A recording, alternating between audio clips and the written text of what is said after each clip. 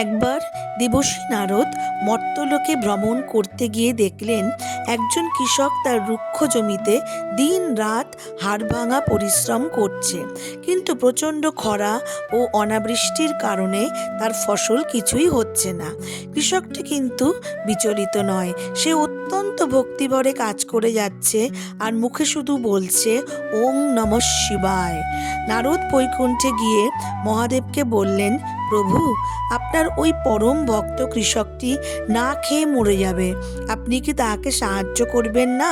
মহাদেব মুচকি হাসলেন এবং ছদ্মবেশে মর্তে সেই কৃষকের কাছে এলেন। মহাদেব একজন বৃদ্ধ ব্রাহ্মণের বেশ ধরে কৃষকের সামনে গিয়ে দাঁড়ালেন। তিনি দেখলেন কৃষকটি রোদে পুড়ে মাটি কোপাচ্ছে।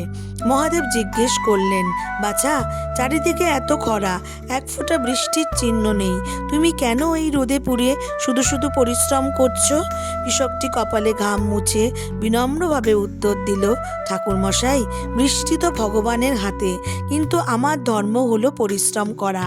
আজ যদি অলস হয়ে বসে থাকি, তবে যেদিন বৃষ্টি নামবে সেদিন আমার জমি তৈরি থাকবে না, তাই আমি নিজের কাজ করে যাচ্ছি। মহাদেব কৃষকের এই কর্মনিষ্ঠা দেখে অত্যন্ত সন্তুষ্ট হলেন। তিনি তার আসল রূপে আবির্ভূত হলেন।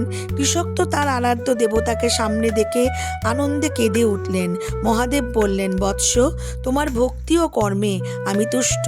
যারা ভাগ্যের ওপর ভরসা না করে নিজের পরিশ্রমকে বিশ্বাস করে, আমি সব সময় তাদের পাশে থাকি। কথিত আছে, মহাদেব তখন তার ত্রিশূল দিয়ে মাটিতে আঘাত করলেন এবং সেখান থেকে গঙ্গার একটি ধারা প্রবাহিত হলো। মুহূর্তের মধ্যে কৃষকের রুক্ষ জমি উর্বর হয়ে উঠল আর সেখানে সোনার মতন ফসল ফলল। তাই কর্মই হচ্ছে ধর্ম। ভগবান তাদেরকেই সাহায্য করেন যারা নিজের কাজে ফাঁকি দেয় না, কঠিন সময়ে ধৈর্য হারায় না। তাই আসুন কমেন্ট সেকশনে লিখি হর হর মহাদেব, আর অবশ্যই এই চ্যানেলটিকে লাইক এবং সাবস্ক্রাইব করবার অনুরোধ রইল। আর সবার জন্য রইল আগামী বছরের প্রীতি, শুভেচ্ছা, ভালোবাসা, আর বড়দের জন্য রইল প্রণাম। ভালো থাকবেন, সুস্থ থাকবেন, নমস্কার। আর গল্পটি কেমন লাগলো আমাকে জানাতে ভুলবেন না। আর সবারই সুখ, স্বাচ্ছন্দ্য, সমৃদ্ধিতে সবার ঘর ভরে উঠুক। নমস্কার।